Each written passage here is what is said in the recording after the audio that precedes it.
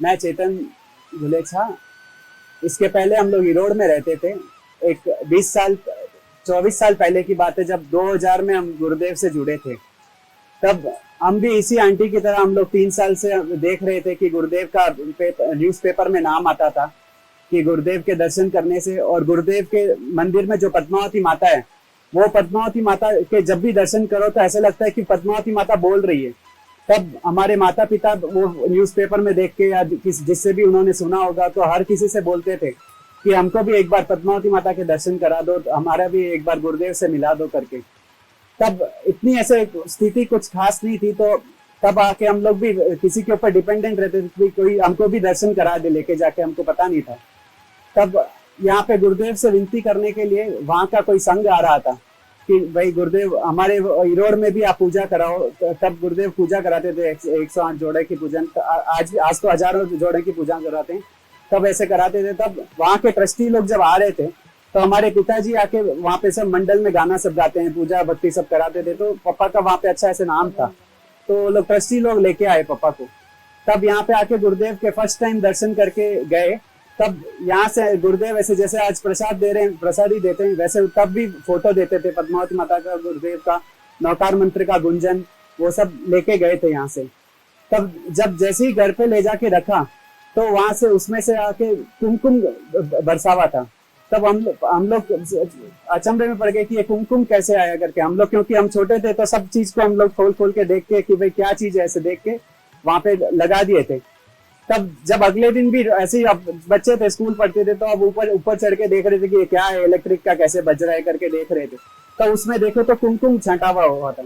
तब मैंने बोला मम्मी पापा को कि इसमें कुमकुम डाले कि आप लोग पूजा भी करना है क्या इसकी, तो रोज मैं भी करूंगा इसकी पूजा, ऐसे सोच के इनसे पूछा। तो बोले नहीं हम लोग तो कुछ कुमकुम नहीं डाले। तो जो ट्रस्टी लोग साथ में चले थे उनसे भी हमने पूछा कि इस आपके भी उसमें ऐसे कुमकुम आया है क्या। तब बोले नहीं हमारे इसमें तो ऐसे कुमकुम नहीं आया। तो वापस जब वो लोग जो ट्रस्टी लोग आए थे ना, तब ऐसे आते थे कि 2-3 बार विनती करेंगे तब होगा करके काम।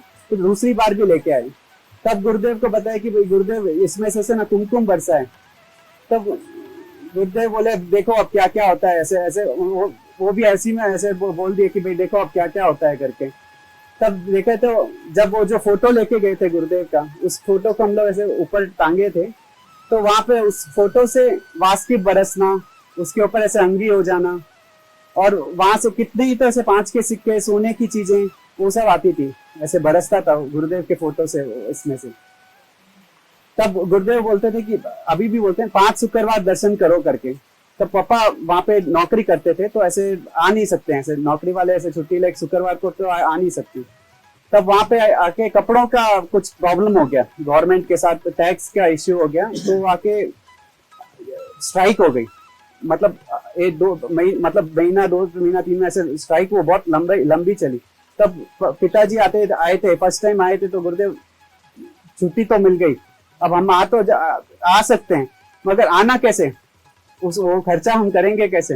तो बोले गुरुदेव बोले तू आज जाके देखना, अब तू इतना दिन मेरे को बोल रहा है कुमकुम बरस रहा है, चांदी बरस रहा है, सोना बरस रहा है, तो मैं ये सब जानता नहीं हूँ क्या, मैं नहीं करूंगा क्या। ऐसे तू आके मेरे को प्रॉब्लम सुना रहा है, तेरी प्रॉब्लम मैं जानता हूँ इसलिए मैं तेरा गुरुदेव हूँ।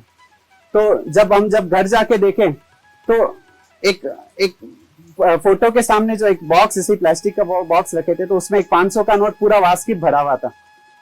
तब अगले बार आके देखे तो गुरुदेव इसमें ऐसा 500 का नोट आया है।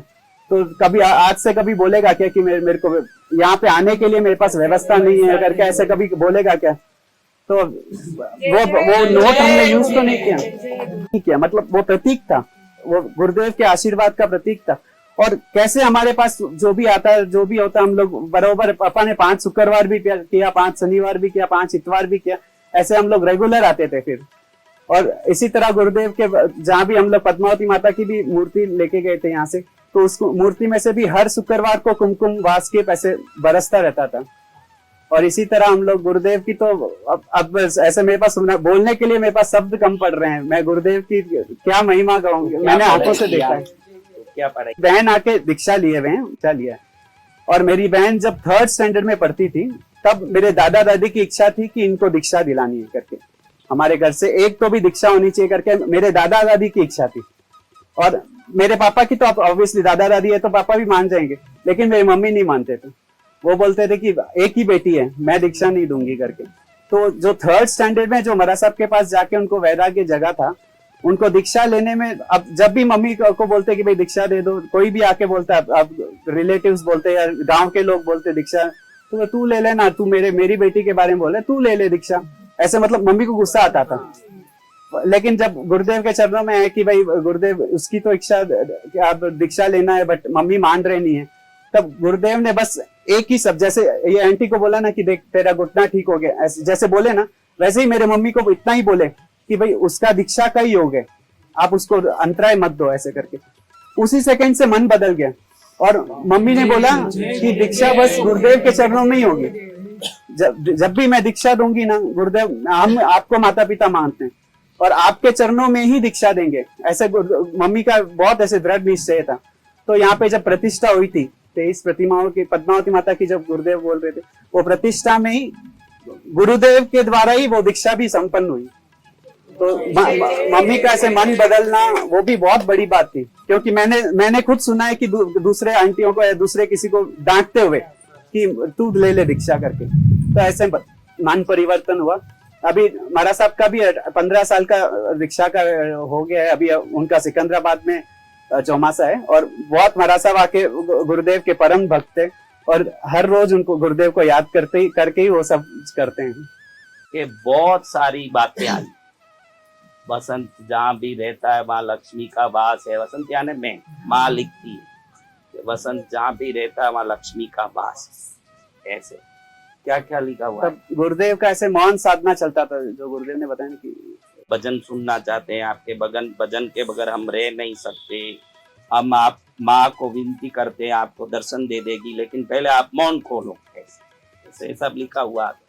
इसमें लिखा हुआ था जैसे गुरुदेव को सिद्धि मिल चुकी है, अब मौन खोलने के लिए 140 दिन का मौन करता था। रात में 12:20 पर कहीं भी बैठा रहता। 12:20 बराबर 12:20 हो गई।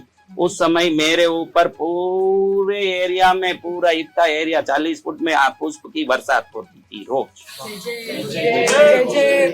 उस समय रोज पुष्प की देवता पुष्प बरसाते थे मेरे। और कई बातें हुई। देख, लोग रोज धूप दीप करते हो, सब करते हो, लेकिन आपको अपने धूप दीप को एक क्रम बना के रखा हुआ है, भाई रोज करना है। लेकिन विश्वास आ जाए कि ईश्वर कितने ताकतवान है, भगवान कितने शक्तिवान है। इस तीर्थ में लाखों लोगों का, हजार नहीं, 100 नहीं, लाखों लोगों का कैंसर, बीमारी, दुख, ये देखो यही सिंहासन है उसका, यही सिंहासन है, ये सिंहासन है। इधर मेरा फोटो है, इधर देखो वो बास्केट बरसता, चरण पादुका है गुरुदेव, इसे पादुका उन्होंने, तेरा सिंहासन का, तेरे घर का ये रखा हुआ है फोटो।